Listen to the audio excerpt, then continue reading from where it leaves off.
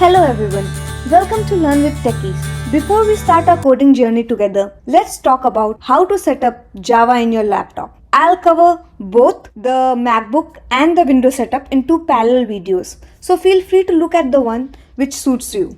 Now, the first step of starting coding is to choose an editor. You can choose any editor you want. It can be NetBeans, Visual Studio Code, Atom or anything else. I wanted you guys to try the easiest setup, so I highly recommend using Visual Studio Code.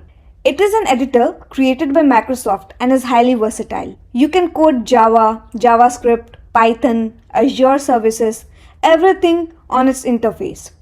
So in this and the future videos, I will be using Visual Studio Code only. So for running Java, we need three components: JDK, JRE and JVM. These three are core technology packages used in Java programming. So I'll take few minutes to cover this topic, but if you want to learn more about these topics, I'll post some link in the description. So please have a look at that. So now let's get started with the smallest component here, JVM. JVM is a virtual machine that runs Java bytecodes. Java source code is compiled into bytecode, which is run by JVM or Java Virtual Machine. The second part is the JRE. JRE stands for Java Runtime Environment. It's specially designed to provide an environment to execute Java program. It consists of JVM, some Java class library, and Java commands and other small infrastructure. Now the JDK is the superset of JVM and JRE, if you can see in the diagram also.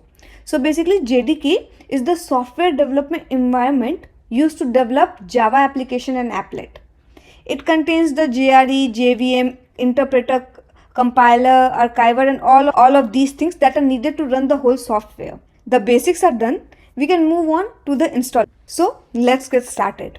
Now one way of installing Java is you can go ahead on Google and type download Java JDK, and you can go on Oracle pages and download that.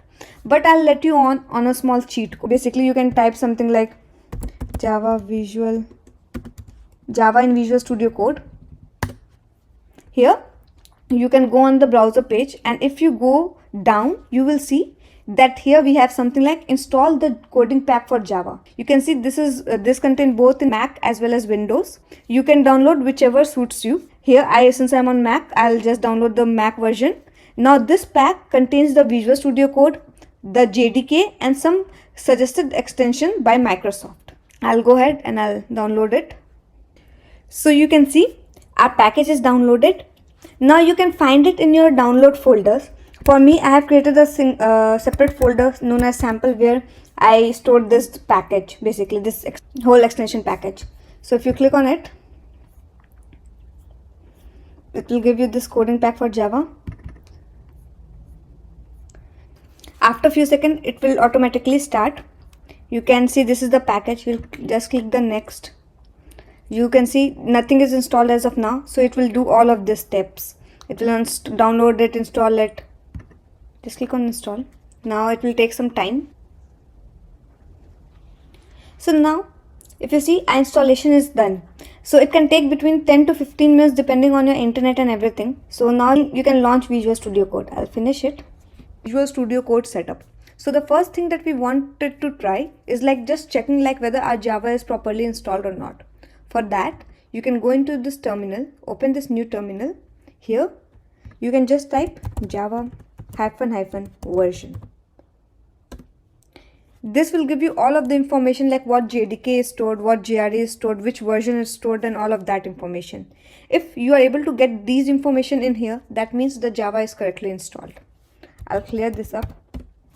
The second thing I want to check whether all of the extensions are here or not. So if you see this Visual Studio Code, it has a sidebar where you have the options like for source control, you can directly connect it with the Git for pushing and pulling any changes.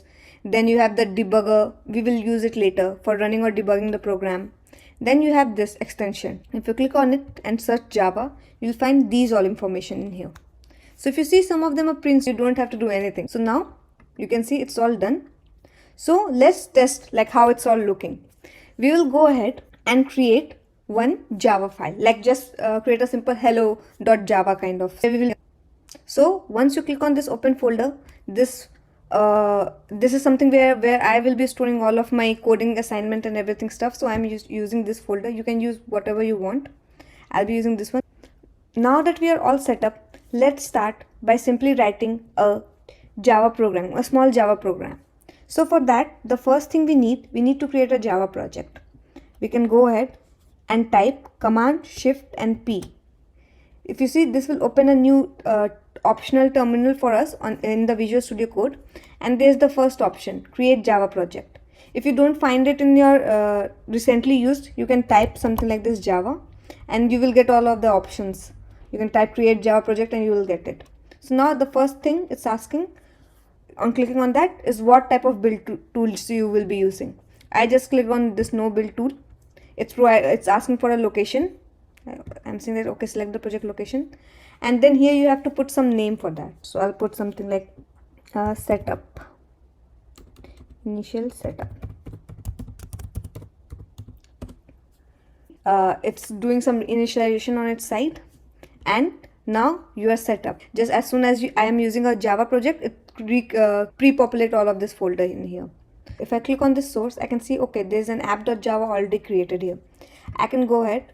I can just go ahead and run it first time. It's already done. You can go ahead just for fun of it, try something else.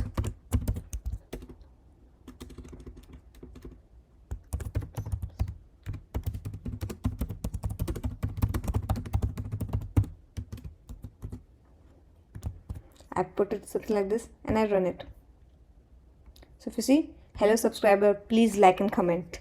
You can see it's all in here. It's printed in the terminal. Now I have not used the debug option. I was using only this run one. So let's put a debugger point here. Okay. So what debugger does is basically like it's provide a breakpoint. So now if I have put this debugger here, you can put it by just you can put a breakpoint just by clicking on it, and a breakpoint will be created here. And then I'll do a debug. It stops in here. Since you have put a breakpoint in here, it stops in here. Then you can execute it. You can go to the next line. And then you can go to the next line. It goes into much more threads and everything, so we don't want to go there as of now. Let's click it. Hello subscriber, please like and comment. It's all done. So with the help of this, it's so easy to create the breakpoints. Like you don't have to do anything. You just click on this anywhere you want and the breakpoints will be created. So here I have written a bunch of stuff that you will not be understanding, like public class, public static. So worry not, I will be covering this in details in next videos. For here, my main aim was just to show you how code setup and everything ready for the next coding videos. So that was it. Now you are all set up. Till then, have a nice day. Please like and comment and subscribe to my videos if you like it, or do comment if you want me to cover some more options here also. Thank you.